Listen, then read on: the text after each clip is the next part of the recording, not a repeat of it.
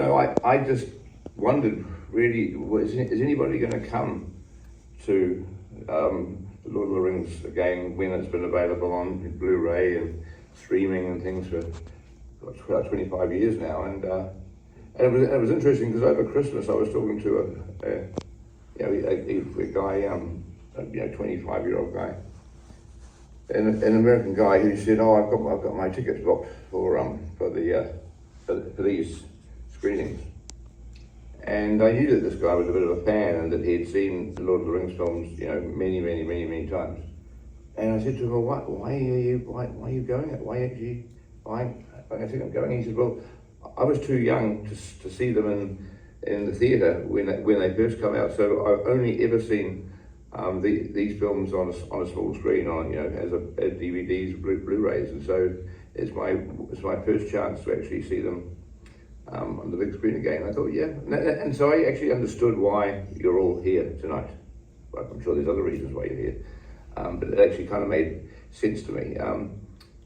The Fellowship of the Ring, well, it's 25 years is a long time, but there's certain things that stand out. I mean, the thing with these movies, of course, is we shot all three of them at the same time, and then in a mixed-up kind of way. So, one day we'd be shooting a bit from the Fellowship, then, that would be on Monday. On Tuesday, we'd shoot a scene from the Two Towers.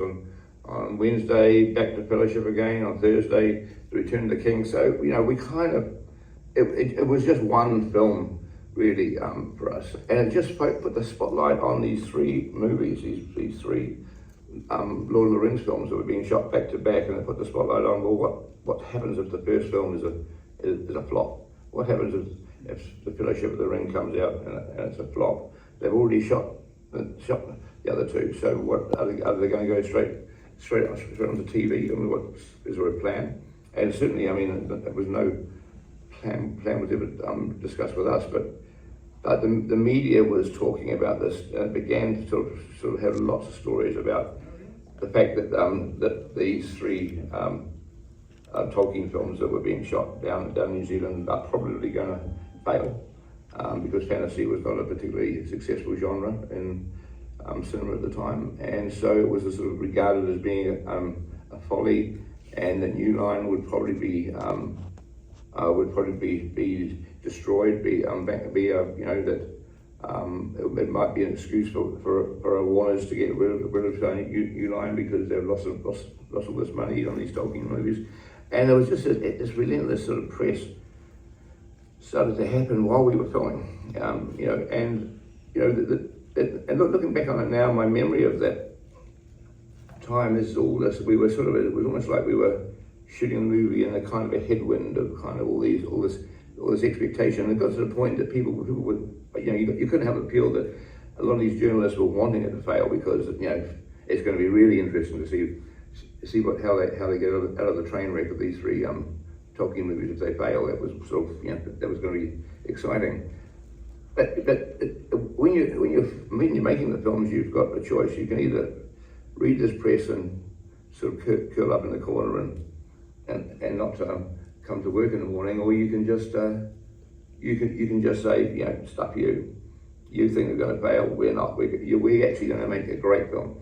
And in a way that relentlessly negative expectation in the media all through the shooting of the film sort of fueled us. It was like this sort of energy drink that sort of fueled us, and not just me, it was the cast, the crew. It just fueled us into wanting to prove them wrong, and I guess we did prove them wrong, didn't we? Sorry, cheap. And so that was really my a memory of this time. Fellowship of the Ring.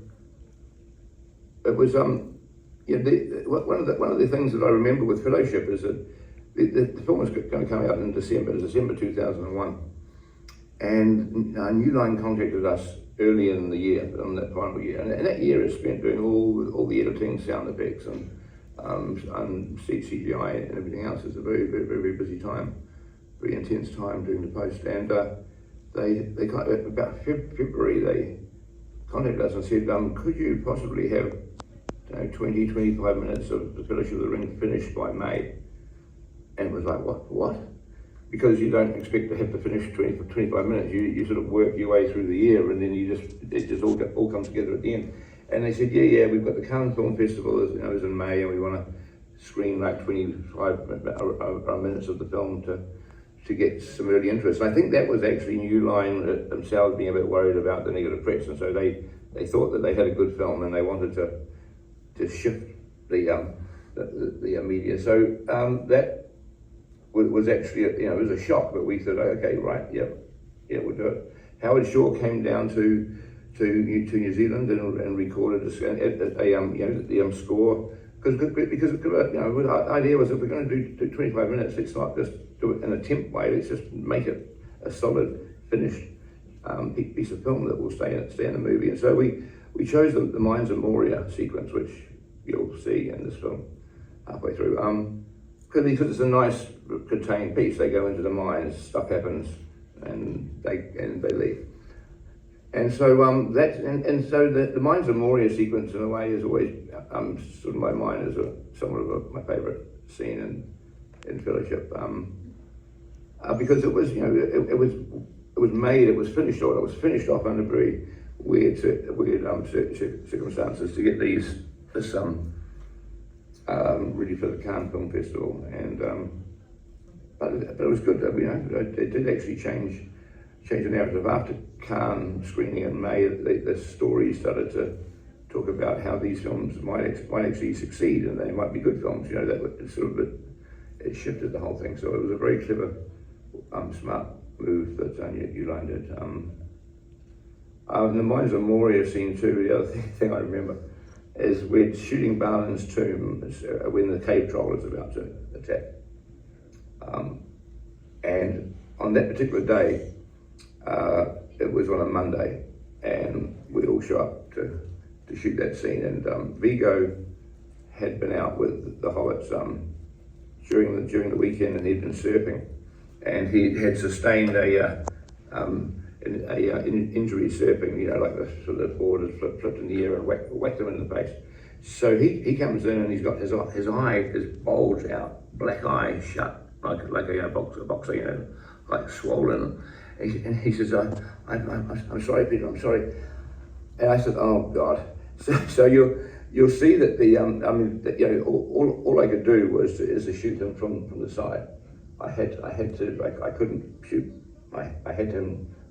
So you'll see in the, certainly just watch for the bit when the cave troll's coming into the going to attack them. That little sequence there that Vigo is always seen from the side, because I had no other choice. So those little stories stand out, and also it was also trying to craft an ending that was, the weird thing with doing three films that you actually you're doing them at the same time, so you're having to shape them all.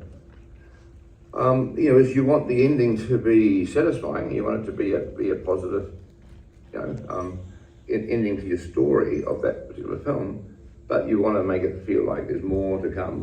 With the story's not over yet. I mean, it's sort of a cliffhanger, but we didn't want to do a cliffhanger as such. We just wanted to invite the audience back for the Two Towers the following year, but make the audience feel like they've had a reasonably satisfying ending. So that was tricky to craft all that too. Anyway, thank you for coming. I'm going to shut up. This is not a short film, so you should start to watch it. Thank you very much.